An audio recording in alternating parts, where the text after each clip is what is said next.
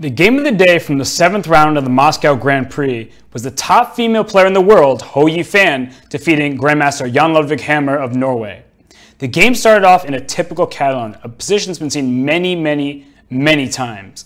Knight f3, d5, d4. I'm going to hustle through this just because this position is so common, especially at high-level play.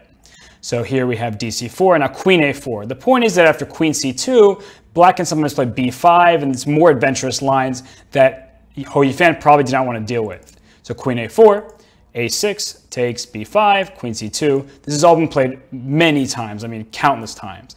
Bishop d2, bishop e4, queen c1. Here's the first interesting moment of the game.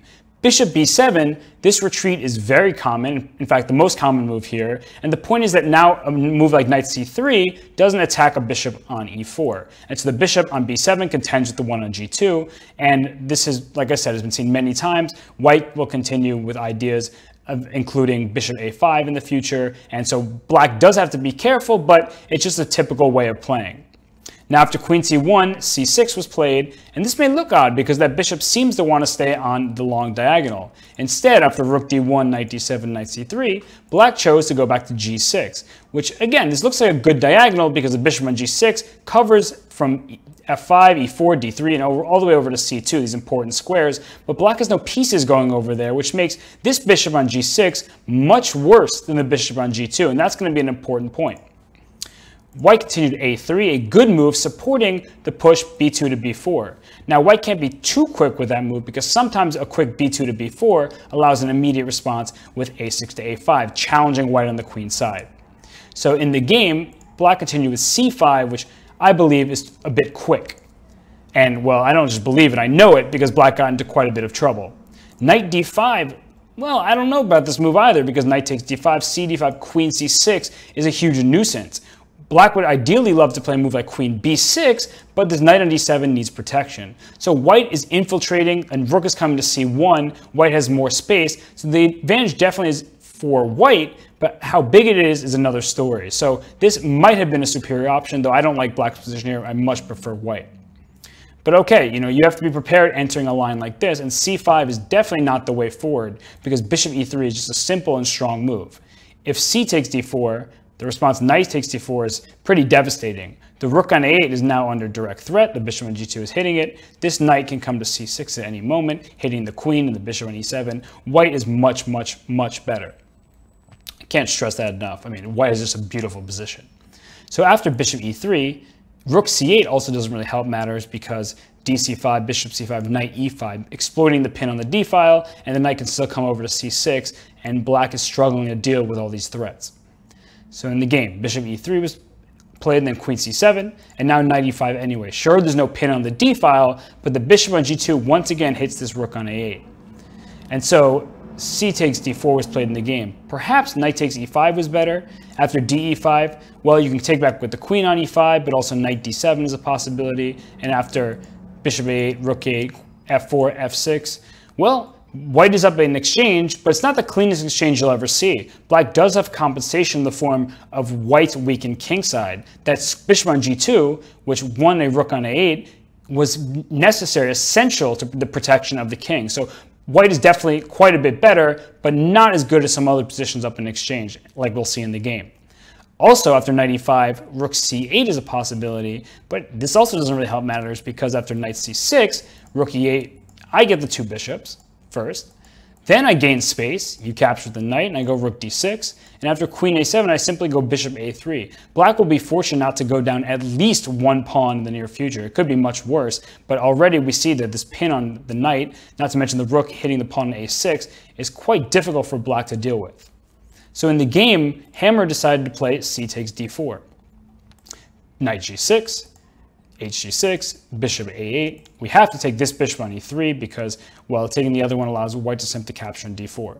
So knight d5, a great shot. So e takes f2 check. This is necessary. Now king f1 is required because king takes f2 would be silly. After king takes f2, now we can go queen a7 with check, getting out of harm's way, and then take this knight on d5, and black will go up material in that case. So instead, after ef2, check, king f1, queen c5, and now b4. So this is the point.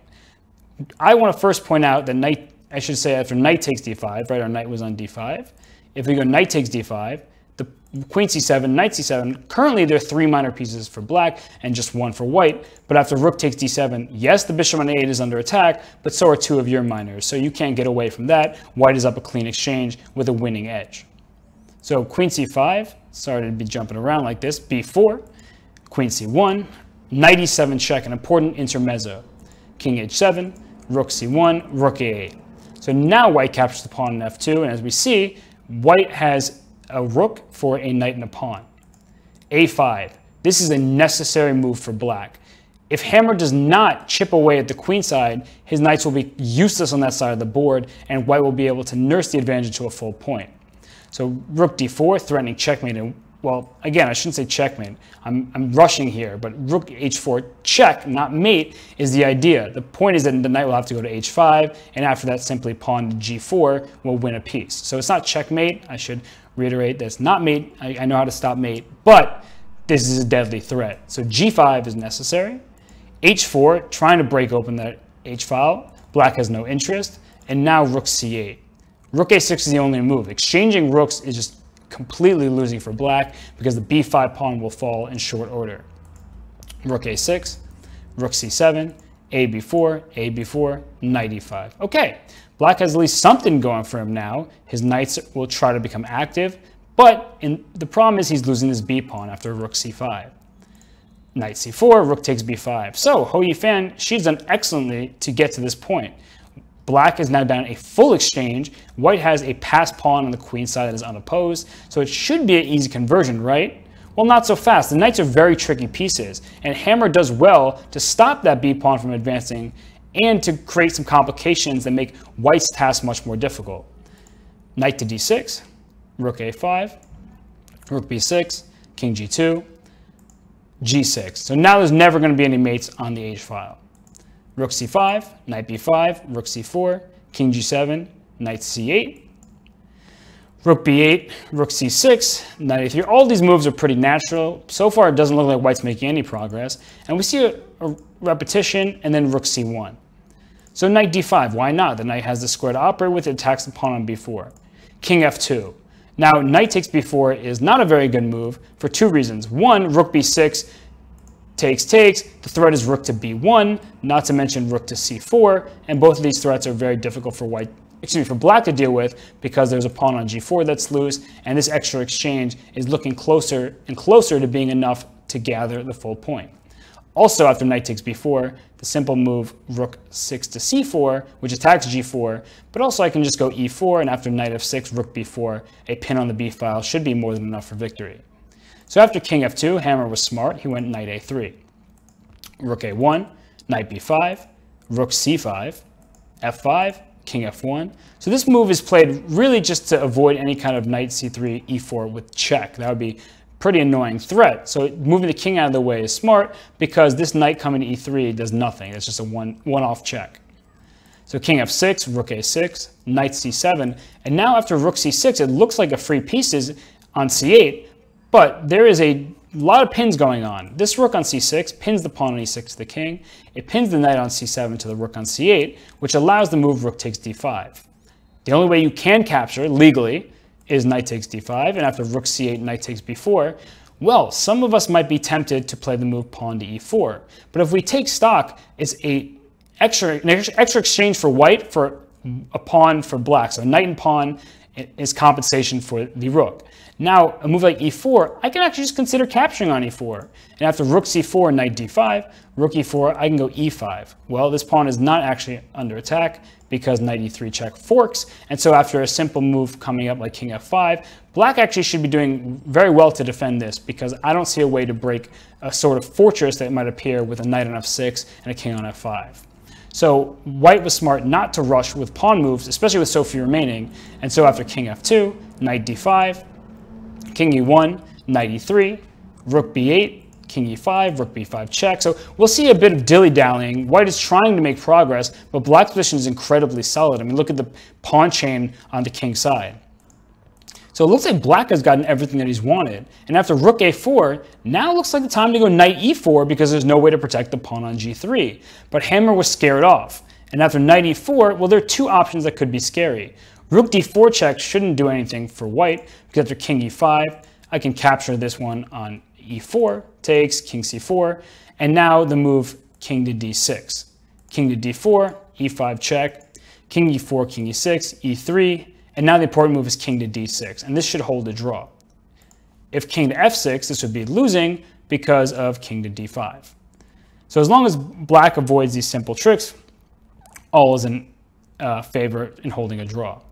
So instead, after knight e4, the really dangerous option is rook a5 check, and after king d6, these moves are more or less forced, the sequence, and now look at black's king. It's being pushed to the back rank, which is always dangerous when a rook's on the board.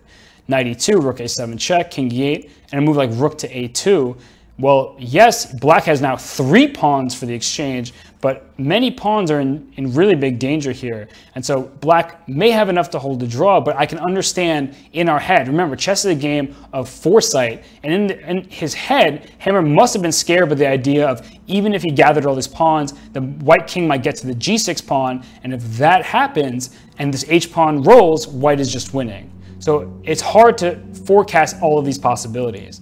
So I like his decision to play king to e5, rook a5 check, king f6, king d4, knight e4, because again, this pawn is under threat.